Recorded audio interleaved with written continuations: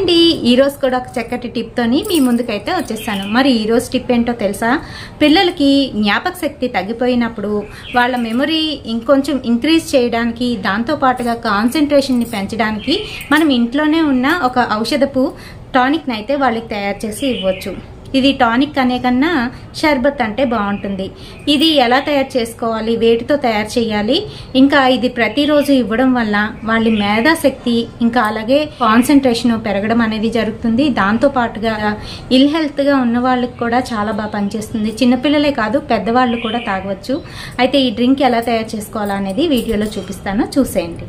So మీరు ఇక్కడ చూస్తున్నది శంఖ పుష్పాల తీగ అన్నమాట.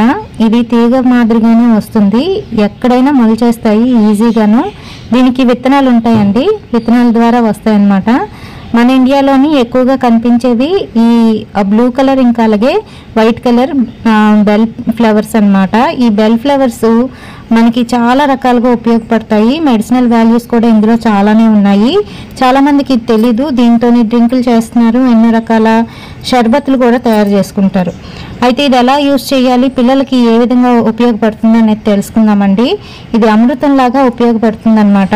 ఒక 10 పువ్వులు 11 పువ్వులు అయితే సరిపోతాయి. వీటిని వాష్ చేసి పెట్టుకోవాలి. అలాగే చిన్న దాల్చిన చెక్క ముక్క అయితే తీసుకున్నాను.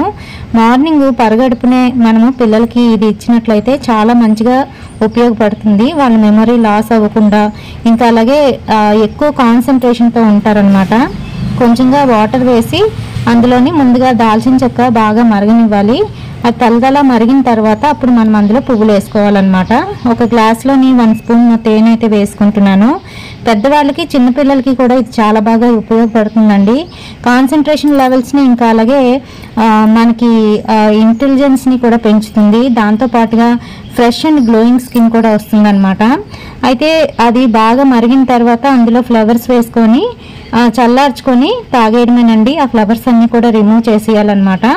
ఈ విధంగా తీసుకోవడం వల్ల మనకి ఎన్నో రకాల బెనిఫిట్స్ అయితే ఉంటాయి. మీరు కూడా ట్రై చేసి చూడండి. అలాగే వీటిని ఇంకో విధంగా కూడా ఇవ్వచ్చండి. వాటర్లో కాకుండాను పాలు తాగే పిల్లలు ఉంటారు కదా, అంటే ఒక 10 ఇయర్స్ నుంచి ఇది మనం ఇవ్వచ్చు చిన్నపిల్లలకి. 10 ఇయర్స్ లోపు పిల్లలకి అయితే ఇవ్వకండి. ఆ పిల్లలకి ఏంటంటే పాలలోని మనము ఈ ఫ్లవర్స్ ఇప్పుడు దాల్చిన చెక్క వేసుకొని కొంచెంగా మరిగించి ఆ తర్వాత ఫ్లవర్స్ వేసి తేనెలో కలిపేసి ఇచ్చుకోవచ్చండి. లేదంటే ఇలా కూడా తాగొచ్చు అనమాట. 2 రకాలుగా కూడా తాగొచ్చు. నోట్లోని నీరు ఊరుతున్నట్టుగా మనకు ఒక ఫీలింగ్ వస్తుంది ఇది తాగిన తర్వాత. అండ్ అలాగే చాలా బాగుంటుంది.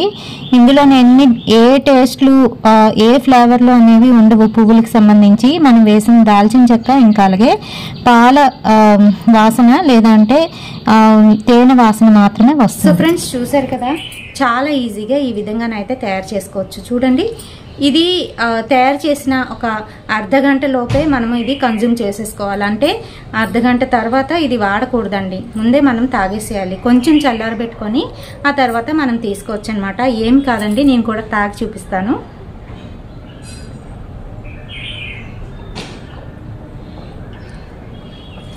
సో ఇందులోని మనము తేనె వేసాం కాబట్టి ఈగానే ఉంటుంది. అండ్ అలాగే ఆ పువ్వుల నుంచి ఎటువంటి స్మెల్ కానీ టేస్ట్ కానీ ఉండదండి. తేనె వేస్తాం కదా, తేనెది మాత్రమే స్మెల్ అనేది వస్తుంది. చాలా బాగా పనిచేస్తుంది.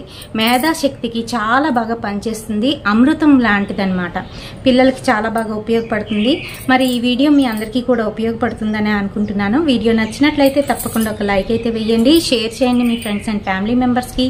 మరిన్ని ఇలాంటి బ్యూటిఫుల్ అండ్ ఇంట్రెస్టింగ్ వీడియోస్ కోసం తప్పకుండా ఫాలో అయిపోండి SRK తెలుగు టిప్స్. రేపటి సరికొత్త వీడియోతోని మళ్ళీ మీ ముందుకు వచ్చేస్తాను. Until then by.